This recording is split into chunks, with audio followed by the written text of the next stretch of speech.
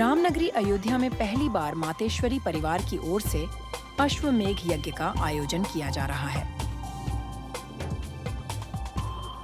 बालू घाट पर 8 से 16 फरवरी तक यह यज्ञ चलेगा। इसकी तैयारियां बालू घाट पर पूरी हो चुकी हैं। यज्ञ के तहत 8 फरवरी को बालू घाट से कलश यात्रा निकाली जाएगी। नया घाट से कलश में जल भरकर यात्रा लता चौक छोटी छावनी होती हुई यज्ञ स्थल पर पहुंचेगी। यज्ञ हो रहा है मातेश्वरी परिवार द्वारा। अंतर्राष्ट्रीय मातेश्वरी परिवार है और उसके संस्थापक श्री सतगुरु महाराज द्वारा ये यज्ञ हो रहा है। पूरे भारतवर्ष से विभिन्न राज्यों से लोग आ रहे। भारतवर्ष के अलावा विदेश से भी कई कंट्रियों से, जैसे थाईलैंड है, श्रीलंका है, बैंकॉक है, इस प्रकार से कई कंट्रियों से डेलीगेट आ रहे हैं।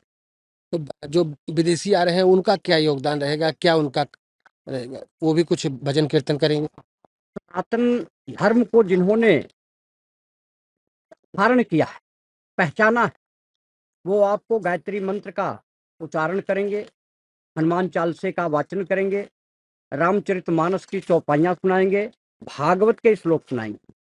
विदेशी क्रिश्चियन और हम भारतीय होके उस पे विशेष। अयोध्या से अश्वमेघ यज्ञ करने का क्या संदेश है, क्या उद्देश्य? अयोध्या मर्यादा पुरुषोत्तम राजा राम की जन्मस्थली है और इस सृष्टि पे प्रथम अश्वमेध यज्ञ किसी ने करवाया था तो मेरे ख्याल से इतिहास के पन्नों में पढ़े जाता है कि वो राजा रामचंद्र ने ही करवाया। उसके बाद अनेक ऋषि मनुष्यों ने करवाया है, तो ऋषि परंपरा के अंतर्गत ये भी यज्ञ हो रही है।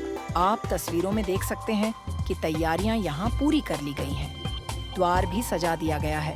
अयोध्या रामनगरी में अश्वमेध यज्ञ हो रहा है। देखिए, अयोध्या राजाधिराजों का भूमि है, भगवान परमात्मा श्री राघवेंद्र सरकार का भूमि है और अयोध्या में ऐसे अनेकों राजा हुए जिन्होंने अश्वमेध यज्ञ किया। अश्वमेध यज्ञ जो होता है जन कल्याणार्थ होता है।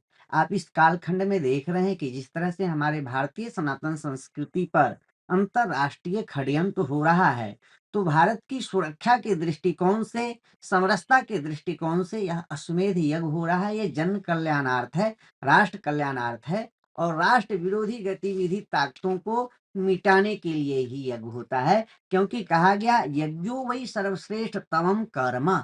यज्ञ ही एकमात्र ऐसा है जो संपूर्ण कर्मों में सर्वश्रेष्ठ माना जाता है। इसलिए कहा गया है अयम यज्ञो भुवनस्य नाभि। जो यज्ञ होता है वह मानिए कि विश्व का नाभि होता है और मनुष्य के जीवन में जो नाभि होता है पूरे शरीर का संतुलन बना करके रखता है। तो निश्चित रूप से यज्ञ ही जो है विश्व की धरातल की अक्षुण्णता के लिए, शोधन के लिए, गीता में भी कहा गया है कि यज्ञ से नेगेटिव ऊर्जा को समाप्त किया जाता है, पॉजिटिव ऊर्जा का संचार होता है। इस समय देश के प्रति जितने भी नेगेटिव ऊर्जा है उसको समाप्त किया जाएगा। यज्ञ से ही जो है वृष्टि होती है और वृष्टि से ही अन्न का उपज होता है, जिससे देश मेरा संपन्न होता है, किसान मेरे संपन्न होते हैं, जन समूह को इससे लाभ मिलता है। तो निश्चित रूप से अत्यंत सराहनीय और अत्यंत पवित्रतम कार्य है और अयोध्या तो अपने आप में ही एक